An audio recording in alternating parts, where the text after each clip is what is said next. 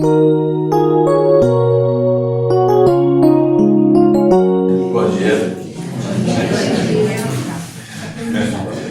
Eu estou aqui em silêncio, mas ouvindo os comentários. Nossa, como bonito. Eu achei que na tarde desculpa. Nossa. Esse Um olhar sedutor, né? Sedutor, pelo amor de Deus. Não, esse primeiro aqui, ó. Não, Aquele olhar assim, Se olhar pra mim assim, ela sabe que esse olhar é tipo assim, magnético, ó, né? Umas gostaram, outras não. Mas eu coloquei esse slide inicial porque nós temos uma ideia muito equivocada da espiritualidade das sombras. Espíritos ruins, maus, desequilibrados, seja lá o nome que nós temos. Mas eles não são dessa forma, horrorosos, assustadores, apavorantes. Eles são sim muito bonitos. Eles se apresentam de uma forma muito bela, uma forma sedutora, contagiante. Portanto, podemos tirar da nossa mente que espíritos maus, espíritos perversos, são feios. Não são. Muitas vezes, como nós já sabemos, todos nós somos médios, alguns mais, outros menos, mas alguns têm essa capacidade de ver os espíritos. E ao se depararem com espíritos bonitos assim, acreditam que são bonzinhos e entram numa fria. Portanto, muito cuidado com esses muito bonitos, muito belos, muito sedutores, porque eles são mesmo perigosos. Eles vão se utilizar de todas as artimanhas, de todas as ferramentas que possuem para nos conquistar e depois nos escravizar. Vão ficar bravos comigo? Já estão bravos. Já estão bravos. Eles ficam muito bravos quando eu dou essa aula.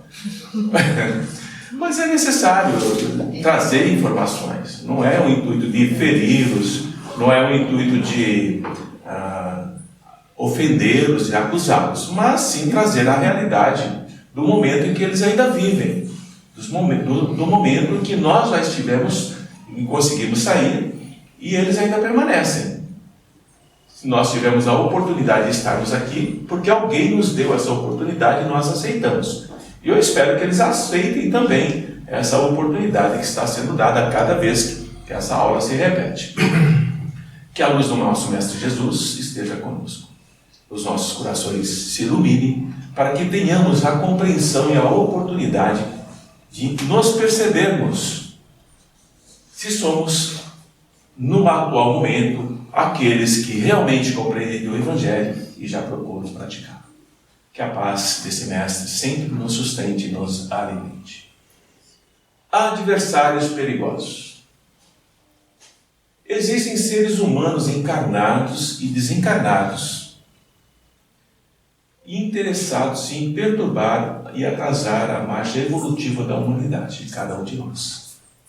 Então, quando nós vemos ditadores, grandes governantes ou pequenos, que atuam de uma forma sistemática para que a pobreza, a miséria, a doença, a discriminação, o assassinato se espalhe pela humanidade, são espíritos encarnados, adversários da humanidade, que estão servindo outros espíritos desencarnados para atrasar a marcha evolutiva da humanidade, consequentemente, do planeta que nós habitamos. Como é que eles fazem? Como eles agem? Eles estarão sempre ao nosso lado o tempo todo. Então, nesse momento, eles estão aqui, com a permissão da espiritualidade, para que assistam a aula. Aqueles que vieram para tumultuar, para bagunçar, para atrapalhar o nosso encontro, eles estão contidos, eles estão em áreas restritas, mas onde podem ver e ouvir o que estamos falando. Então é como uma nuvem escura que nos acompanha por onde nós formos. Onde nós estivermos, eles estarão. Como é que eles nos identificam? Com quem eles, qual de nós eles escolhem ou optam por acompanhar? Através de quais observações? Primeiro, o que mais atrai esses irmãos são as nossas imperfeições humanas. E essas imperfeições, nós já falamos muitas vezes, orgulho, vaidade, prepotência, egoísmo, processos de vingança, maledicência, ofensas o tempo todo, reclamações o tempo todo. São essas imperfeições que fazem com que eles se aproximem de nós. Quanto mais nós evitarmos esse tipo de imperfeição, nos esforçarmos para isso, menos foco de atração nós somos para eles. Eles vão procurar outros mais fáceis. A nossa presença aqui já é uma grande dificuldade para eles, porque nós estamos, nesse momento, nos distanciando dessas imperfeições, que são de alma, e aprendendo que elas são polos de atração para esses espíritos.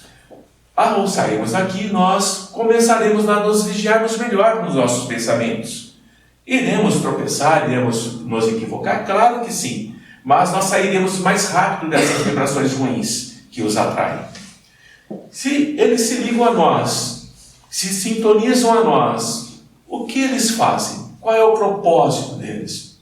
É um comércio espiritual, é um comércio de energias. Eles precisam da energia do encarnado para que possam fazer aquilo que planejam. Somente com a energia deles, podem conseguir alguma coisa? Claro que podem, mas eles estarão muito mais fortalecidos com essas energias, porque o nosso pensamento, ele é uma matéria, ele é uma forma de matéria, e ele emite uma energia muito potente. A nossa mente encarnada é muito poderosa, e eles se utilizam disso, e sabem como fazer.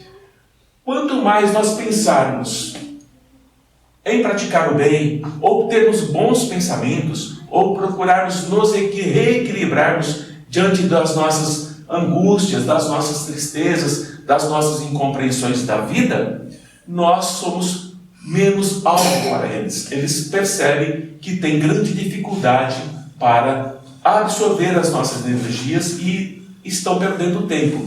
Vamos procurar outros sim, para nos deixarem em paz. Quais são as vítimas?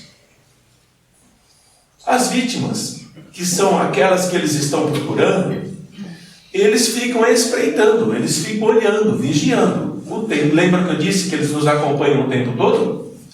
Logo que eles têm uma oportunidade, eles vão se aproximar e vão nos envolver com pensamentos perturbadores e insistentes que vão nos desequilibrar. Exemplo: você é muito frágil, você é uma mulher muito feia, você é um homem que ninguém gosta, você não se dá bem em qualquer lugar, você nem sabe por que nasceu, você é desnecessário na humanidade.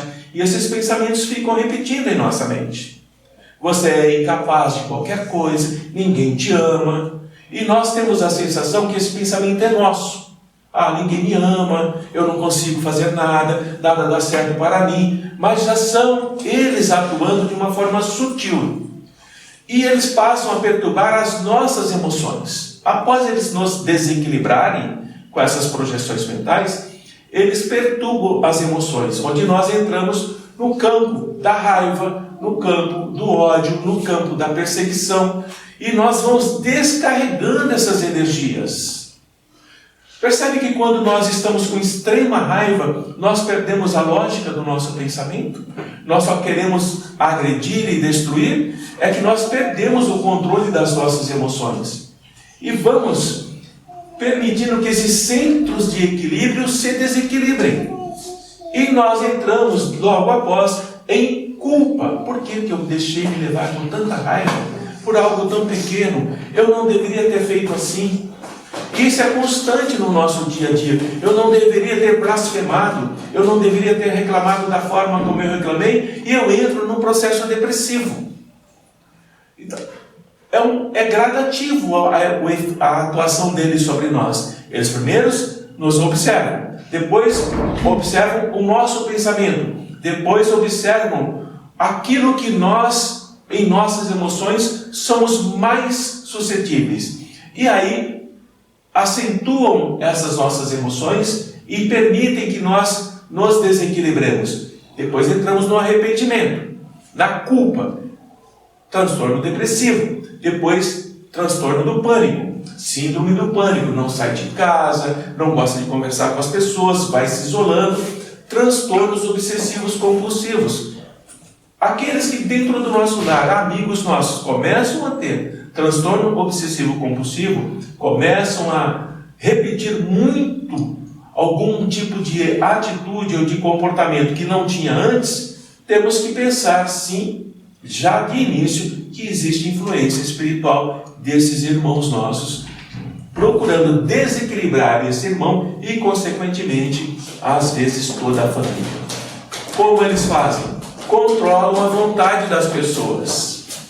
No livro dos Espíritos, existe uma pergunta clássica: podem os Espíritos interferir sobre os encarnados, sobre os seres humanos? Sim, na maioria das vezes são eles que nos controlam. Então nós somos controlados, na maioria das vezes, por Espíritos, amigos ou não. Depende do como nós focamos o nosso pensamento. Se nós estamos num pensamento desequilibrado, olha o que eles fazem. Eles vão nos jogar contra outras pessoas. Nós vamos arrumar encrenca. Nós vamos arrumar briga. Nós vamos arrumar confusão.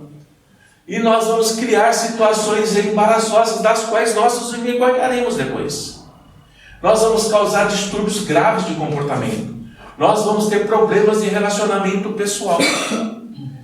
Como aquela pessoa que se relacionava tão bem com todos nós, agora se tornou esse ser insuportável. E essa projeção que nós fazemos sobre aquele que era nosso amigo, que era o nosso companheiro e que se modificou completamente, são fluxos de energia, de raiva contida contra aquele que nós não entendemos o comportamento. Estamos reforçando inconscientemente esses espíritos perturbadores. Nós estamos doando energia para eles. Exemplo clássico: o ano passado, na época das eleições, o ódio que se instalou no nosso país.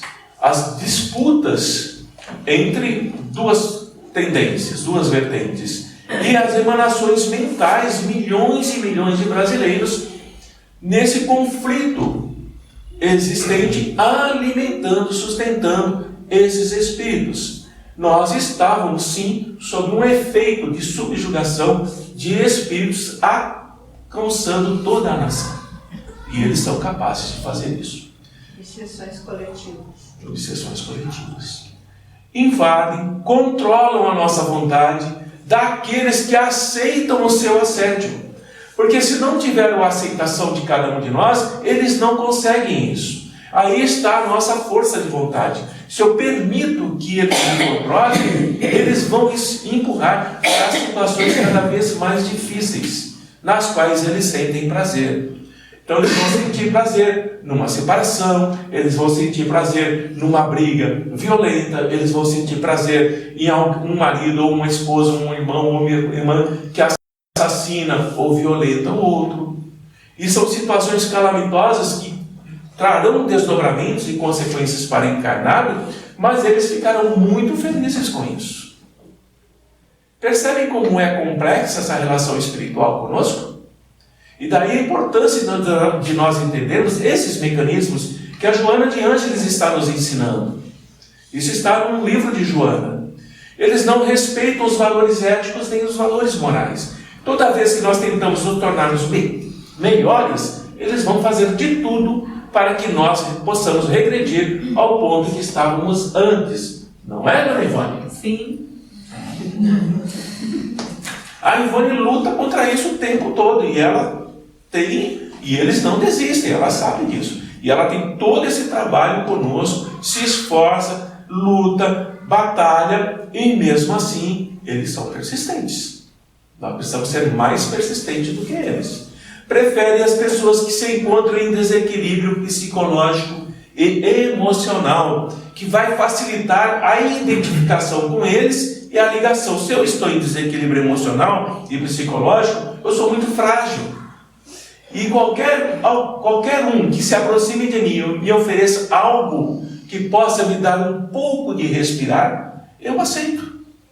E eles agem assim. Eles não atacam violentamente. Eles não vêm e subjugam a pessoa e jogam na parede. Eles são sutis, eles são delicados, eles são espertos e inteligentes nesse sentido. Eles vão nos envolver de uma forma muito discreta, a qual nós aceitamos e pedimos para que eles continuem fazendo isso.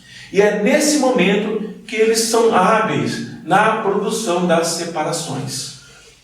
Romper laços familiares, romper laços de amizade, romper laços de trabalhadores amigos, comum acontecer na casa espírita, onde existem, de tempos em tempos, grandes conflitos, onde a casa se divide.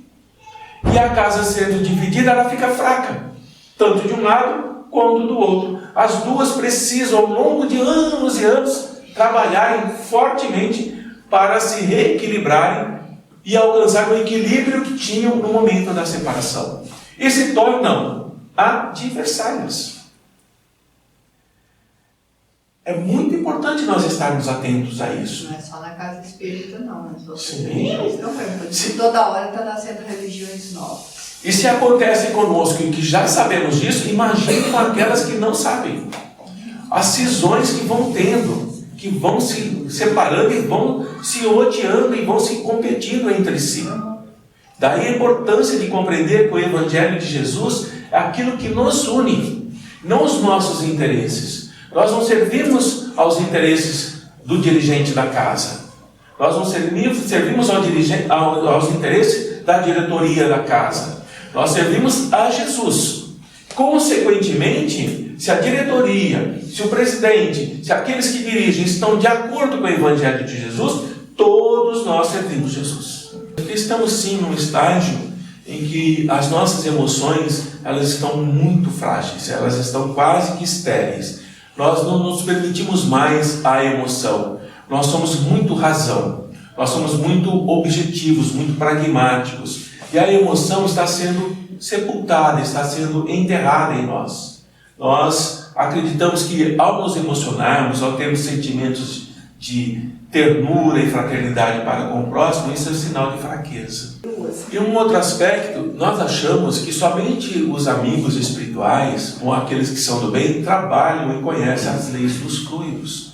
Mas as leis dos fluidos, ciência, qualquer um pode conhecer aquele que é bom ou aquele que é mau. Você é que faz uso da mesma, de um sentido do outro. Então, esses irmãos nossos são irmãos nossos. Ainda perversos, são sim, cruéis, são sim.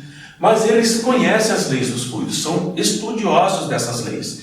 E eles podem, anos de existência na Terra. E eles podem produzir enfermidades em nós, simuladas, que vão nos desorientar, porque sentimos os efeitos dessas enfermidades. Nós sentimos que estamos doentes, mas organicamente, ao irmos ao médico, nós fazemos exames, fazemos os mais variados tipos de avaliação e nada é detectado.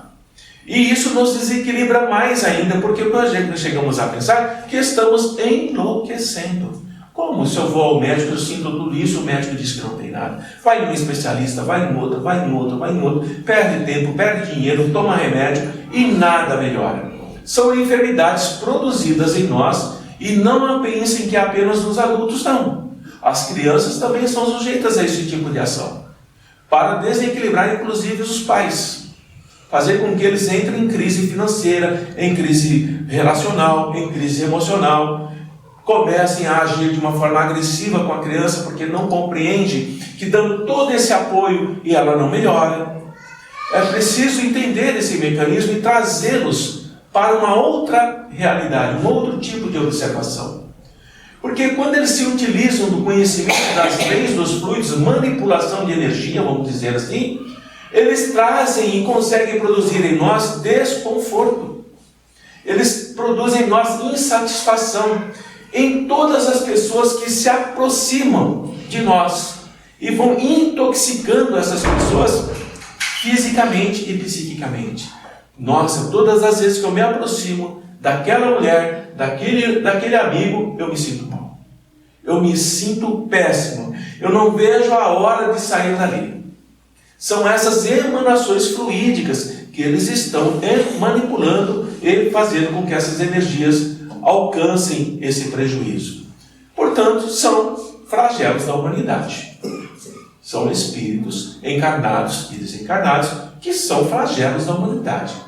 E eles são insistentes, né, dona Ivone? E eles são insistentes de uma forma para nos desviar. Eu falo dela porque eu gosto de brincar com ela, me dirijo a ela, porque é uma luta difícil que ela tem. É uma luta difícil a dela. E nós estamos sempre vigilantes, sempre atentos com a nossa irmã, com a nossa amiga, com a nossa companheira. Às vezes eu brinco com ela, assim, ó, se você está fazendo tudo isso para achar que eu vou te mandar embora do trabalho, você está muito enganado, você vai ficar. Ela, não, eu não estou fazendo assim. Você vai ficar, não vai ser enviado, não vai ser demitido, pronto. Não vai ser demitido. Mas eles investem sim com fúria, eles estão furiosos às vezes. Quando eles percebem que nós estamos resistindo, que nós estamos lutando, eles investem com mais violência, com mais fúria. E alguns são especializados nas perseguições. São especializados. E vão ensinar outros que estão chegando para se especializarem também. Então é um fluxo contínuo. Nós atendemos, socorremos, e sempre terá irmãos nossos nesse campo mental chegando, porque eles foram treinados, eles foram preparados, eles foram orientados para fazer aquilo que estão fazendo. É como ter uma escola e ensinar o aluno a fazer conta de mais, de menos, dividir. Ele vai fazer sempre. Mais ou menos a mesma coisa. Estamos quase terminando. Então são espíritos que quando estão agrupados, se eles sozinhos, individualmente, já são espíritos perigosos, imaginem grupo. E eles sempre se agrupam. Quando eles são agrupados, eles ficam mais fortes. E eles podem subjugar, eles podem obsediar comunidades inteiras. Um país, um estado, uma casa, uma escola, um trabalho. Eles podem, de forma epidêmica, causar esse tipo de obsessão e subjugação. Porque são espíritos que perderam a esperança em Deus. Não acreditam que Deus é bom, não acreditam que Deus existe, não acreditam que esse Deus é misericordioso porque permitiu que acontecesse com ele ou com a família dele aquilo que aconteceu. Ele se revolta e ele se entrega para essa alucinação. E ao se entregar nessa alucinação, se estiver encarnado e desencarna alucinado dessa forma, é o primeiro a ser convocado para fazer parte desses grupos de irmãos nossos. Portanto, é indispensável ter muito cuidado com eles. Não podemos distrair-nos com eles. Porque eles são assim ainda. Ainda são espíritos inferiores, se encontram interessados, eles se imiscuem, eles se misturam com os cometimentos humanos, são dominados pela perversidade e agem contra a sociedade, como já foi falado lá nos primeiros slides, e transferem as responsabilidades do seu fracasso, das suas existências infelizes na Terra, para os outros. Quando você, agora sim vamos falar um pouquinho de nós, sentir desalento, quando você começa a desconfiar muito das pessoas, quando você começa a ter problemas em relação com o seu próximo, quando você é inseguro no seu trabalho, na realização daquilo que você gosta, e você antes gostava muito e agora começa a se sentir insatisfeito, quando você está se sentindo mal no seu serviço, ou no serviço do bem, quando você começa a ter desejo de se isolar, são sinais de alarme que você precisa acordar, que prenunciam que está se aproximando uma situação muito grave. Então esses pequenos sinais que eu falei aqui anunciam que algo muito grave está se aproximando. Qual a proteção que a gente tem que ter? Que não é fácil, gente, porque o esforço diário é terrível, é desgastante. Precisa ter paciência, precisa entender a força da prece. Não basta ficar orando, porque não funciona. É preciso compreender que através da prece você consegue alcançar fontes espirituais elevadas que vão auxiliar você a prosseguir e vencer esse processo obsessivo e se esforçar no bem. Seja um bem para você mesmo, seja um bem para o seu próximo, não importa. O que é ser o bem? É pensar no bem. Tentar focar a sua vida assim, criar o hábito de pensar no bem. Nós temos o hábito de pensarmos sempre em tragédias, sempre em coisas ruins. Isso faz parte do nosso cotidiano. Nós temos que inverter isso. E somente assim nós começamos a recuperar essa alegria e esse entusiasmo. Se não agirmos assim, por mais socorro que nós possamos receber, nós pouco melhoraremos. Proteção própria ainda. Quando ocorre o contrário, e algo equivocado começa a se desenvolver, é preciso meditar. Se você está no trabalho no bem, ao invés de você se sentir alegre, satisfeito, interessado cada vez mais, você começa a questionar esse trabalho, precisa sim meditar sobre o que está acontecendo. De onde estão vindo essas ondas de aborrecimento? Você vai achar que é sua, que é de você mesmo. E não é. De onde estão vindo essas ideias se insinuando no meu pensamento para eu abandonar esse trabalho de socorro, do bem? Quando eu me dedico na realização de trabalhos bons, que vão enriquecer a minha vida, que vão promover empatia especial em mim, e eu começo a duvidar desse trabalho, é preciso ficar atento, porque são interferências maléficas. Não querem o bem. Lembram que não querem o desenvolvimento da humanidade? Querem que traga o máximo possível? Portanto, no trabalho do bem não existe nenhuma razão para que você se sinta triste ou desanimado. Não existe. Se começar a surgir, se preocupe com interferências. Quando você se sente aborrecido, fatigado, triste, com desejo de abandono, não acredita na sua mediunidade.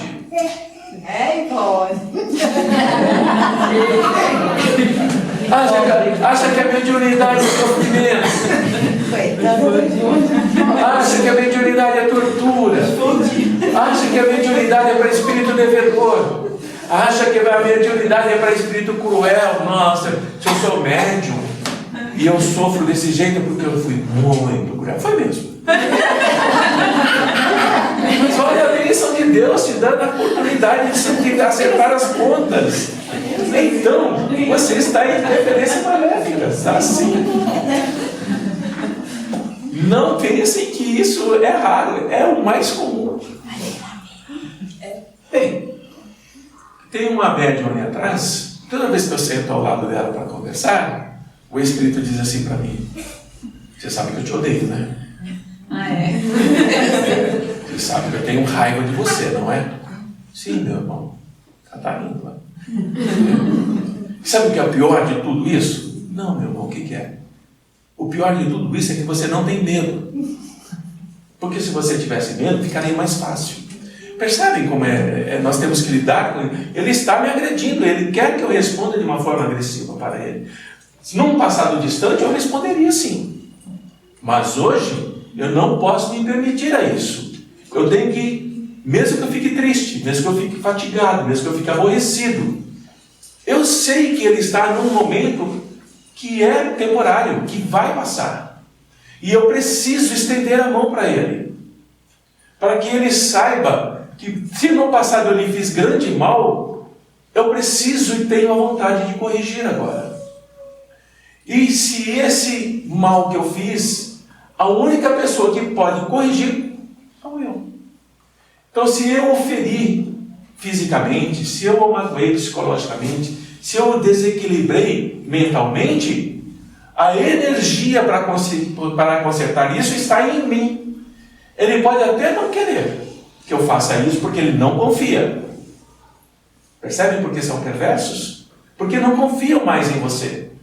E aí você se dá ao direito, mesmo ele não confiando, de ajudá-lo. Ah, você não quer? Então tá bom, eu vou embora, eu fiz a minha parte. Não é assim. Nós temos que aprender a ser médicos de almas. Aqueles que curam os doentes, mesmo estando doentes. Livro que eu citei assim ao outro. Médicos de almas? Sim. Lucas, né? As vibrações, as energias do mal não conseguem romper as nossas defesas, gerando dificuldades ou tentando interromper o nosso trabalho.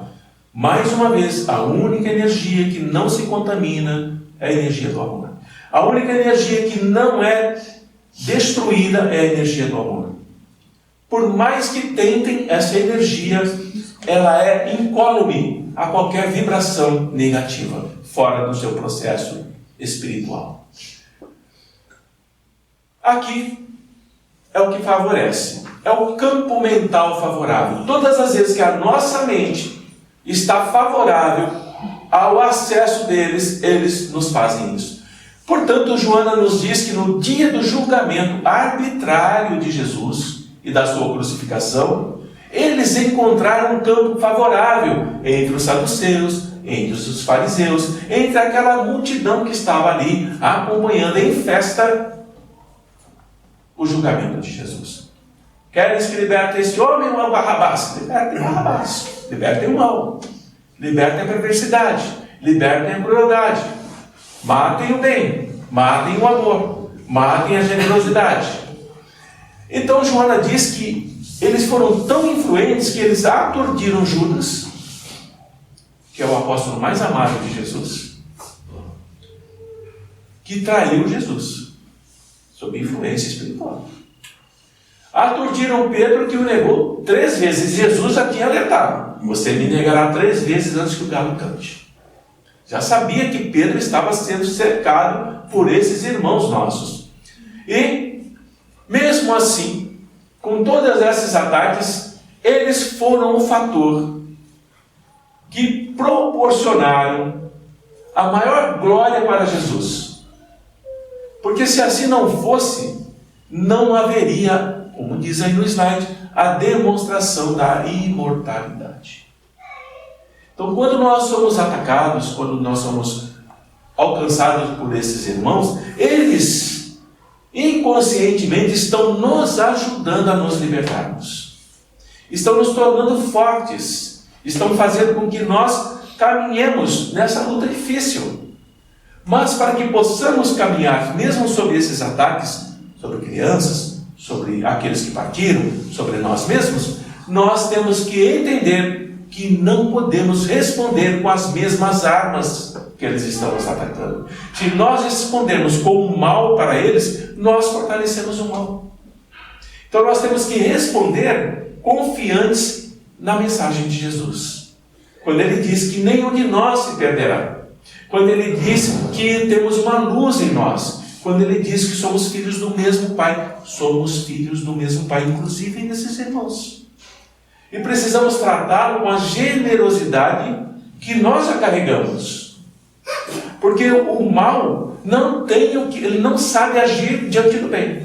Ele se perde. Ele se desequilibra. E o Mestre Jesus nos fala que o mal tem limite. O mal não é ilimitado, meus amigos, não é infinito. O mal tem limites. E quando esse limite é alcançado, as leis de ação e reação entram em ação. As leis de progresso entram em ação, goste ou não. E o bem é infinito, não tem limites para o bem. Por isso que sempre haverá essa lei de que o bem vence o mal, mas não usando as mesmas armas. Diante desse nosso encontro, eu trouxe essas colocações para alertá-los diante do dia a dia, quando começarem a perceber que algo está ruim, desagradável. Lembre-se que pode ser esses irmãos que estão à sua volta. E é nesse momento que nós temos que entender que não vamos acolhê-los. Ah, não, eles são nossos irmãos e vou acolhê-los, mesmo eles estando me agredindo. Mas também não vamos ofendê-los, não vamos expulsá-los, não vamos xingá-los ou mandá-los para qualquer lugar. É necessário entendermos que o nosso coração pode criar em torno de nós uma energia que nos protege. E ao mesmo tempo encaminhá-los ou orientá-los mentalmente. Meu amigo, meus irmãos que aqui estão, eu preciso nesse momento continuar a minha vida. Portanto, eu vou criar, e é assim mesmo, gente. Quando você dá um comando para a sua mente, a tua mente age. Eu vou criar nesse instante uma energia que me proteja, recolhendo do meu entorno o melhor que existe. E peço a vocês que sejam acolhidos e socorridos. Não sabem por quem, nem para quando, nem para onde. Mas se pensarem na casa espírita, no Casa Seara, encaminhem para a Seara. que vocês possam ir para aquela casa que eu conheço, onde há trabalhadores generosos, seguidores de Jesus. Se eles virão ou não, é outra conversa. Mas você já criou esse campo mental, se protegendo a você e aos seus. Entenderam? Muito bem. E aqui eu termino essa nossa pequena explanação. Na verdade seria um encontro para 1 hora, mas a gente já tem 25 minutos, né? E antes que pergunte, essa é minha filha, tá? A encardida. Carolina, olha o nome, Carolina. Meu Deus, só Jesus na causa. Mas vamos fazer a nossa prece? Muito bem.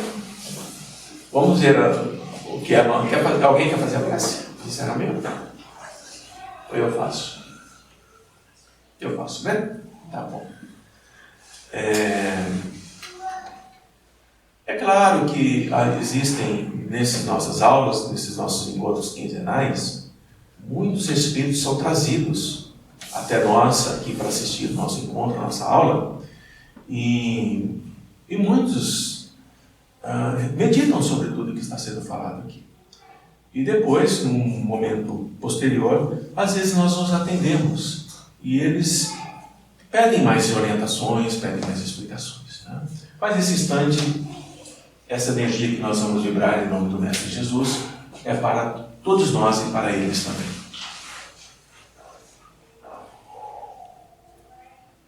Como pequenas estrelas, Mestre amado Jesus, o nosso coração se abre em luz. E todos nós unidos iluminamos não apenas esta sala e aqueles que aqui encontram, na carne ou fora dela, mas iluminamos toda a seara, iluminamos todo o nosso hospital. Muitos irmãos sentem essa luz penetrando nos seus quartos, nas suas salas, nos seus locais de recreio. E também, Mestre, essa mesma luz cura feridas, alivia dores, acalma as mentes. E te pedimos que possamos continuar assim, mesmo que pequeninos passos a cada dia, mesmo que pequeninos passos a cada semana, nós não mais desistamos desse caminho que nos permite progredir.